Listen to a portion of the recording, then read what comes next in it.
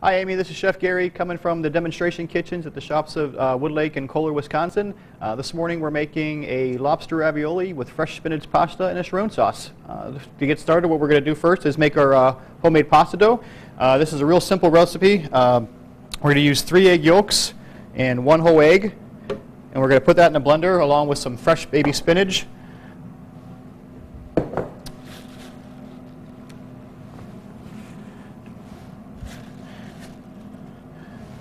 And we're going to basically puree this and incorporate this spinach into the egg before we add it to the flour.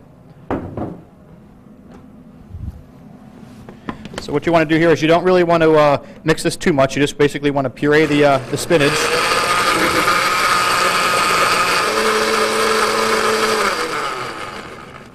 So what we have now then basically is a nice spinach mixture that's pureed in with some fresh eggs. We're going to take some just all-purpose white flour and we're going to put that in the mixer. And we're going to turn this on low. Now I'm using a dough hook attachment. You can simply use I'm using a paddle attachment. You can use a dough hook attachment as well. And we're going to slowly add that into this. And we want this to basically form one firm ball of pasta dough.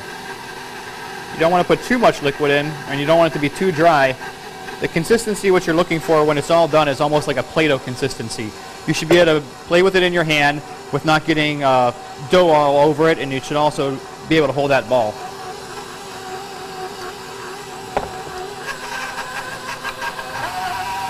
And you don't want to really overmix this. You just want to get it to the point where it forms a ball. It should only take less than a minute. And then when it gets to this point and it's starting to pull from the sides of the bowl is when you want to turn it off. I'm just going to simply take the hook off and we're going to finish working this by hand. So what I have right now is you can kind of see that the dough started to pull away from the sides of the pan. Now I'm just going to, with my hand, work this in until it forms one nice ball. And then I'm going to let this rest. Ideally, I like to let this rest for anywhere at least an hour in a refrigerator, and that's going to let the gluten rest so that it makes it easier to roll. You can kind of see that it's basically like a Play-Doh consistency, but you can also kind of see that it's sticking to my glove a little bit. When that happens, you're just going to add just a little bit more flour.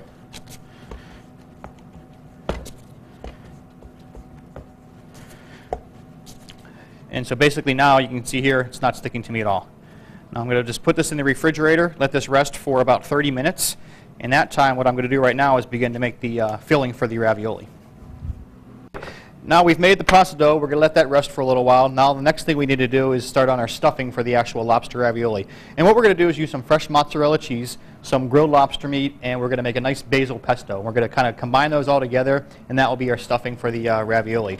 Now a pesto in general consists of some type of herb, whether you're doing cilantro or basil, or most of the time it's basil, garlic, olive oil, Parmesan cheese, and pine nuts. You have those 5 ingredients or a variation of them, then you can actually call it a pesto.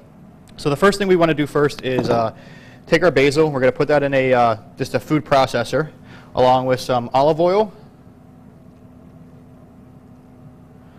and we're going to put in some garlic.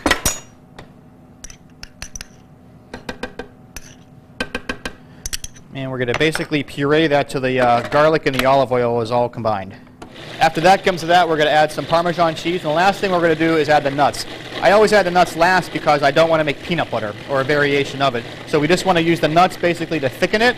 It adds some texture, but we don't want it to be too soft. So I have just some Parmesan cheese here. I'm going to throw that in there, along with a little bit of salt and pepper. And we're going to combine that. So now that our basil and our nuts and our Parmesan and oil are all combined very nicely, we're just going to finish this with some toasted pine nuts. Now these are just some pine nuts that I had out earlier. I took them on a stove, and in a pan I just kind of basically gently tossed them until they start getting golden brown. We're going to add those into there. And we're just going to get those chopped up and be combined. Now because this is going to be a filling, pesto can be quite a few different ways. It could be to the point where it's almost a liquid, or it could be very thick. Now we don't want this to be too thin because it's actually going inside a pasta dough. Now you can adjust your seasoning. And that's all we're looking for. When it's all finished, It should have that consistency so that when you take it on a spoon, it kind of holds it. And that's what we're going to be putting in our pasta dough. All right, so now that we have our pesto made, our pasta's still resting, we have some lobster claws here. You can use really, if you don't have lobster, use shrimp, scallops. Any type of seafood really works great with this dish. I like adding it to the grill for a little while. What that does is just add a little bit of smoke flavor to it. And we're just going to basically dice this up. We want the pieces to be somewhat large still, so you actually know what you're eating. I'm going to cut that up.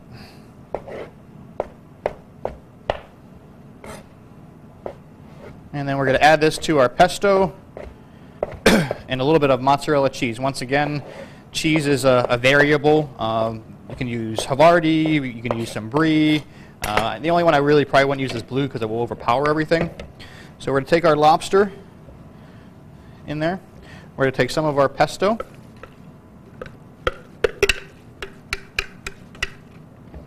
And we're going to take some of our some grated mozzarella cheese. And just a little bit of salt. And we're just going to basically combine that so that the lobster is coated with the pesto and the cheese. All right, so now we have our fresh pasta that's been resting in the refrigerator. Our filling is made, and what we're going to do now is basically we're going to cut this pasta dough in half. And this is just an attachment to a KitchenAid mixer. Great investment, easy to use. So when you first put it through, what you're looking for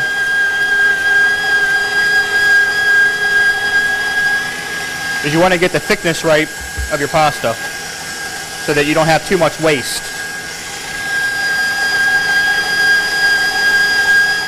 So now what I'm going to do right now is I'm going to take some ravioli dough and I'm going to basically put it in here. I want a nice size ravioli. And like so. All I have here is just a little bit of mixture of water and egg. I'm going to take a pastry brush. If you don't have a pastry brush, you can just simply use your a napkin, fold it over, and just get a little liquid on. And this is what's going to be almost like a food glue and bind this together. And I'll start here, and I'll use my hand to kind of get the air bubbles out as I push it down. So we'll cut that out, keep going down the line. So now that our raviolis are done, we're going to go ahead and drop those in some boiling salted water. And they take literally under 2 minutes to cook.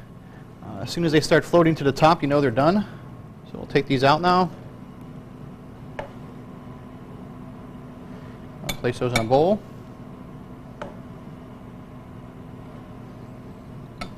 Okay, now this is the sauce I had made up, the Chiron sauce.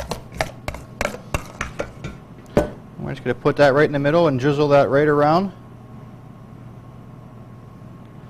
So there you have a nice lobster ravioli and fresh spinach pasta with a Chiron butter sauce. Enjoy.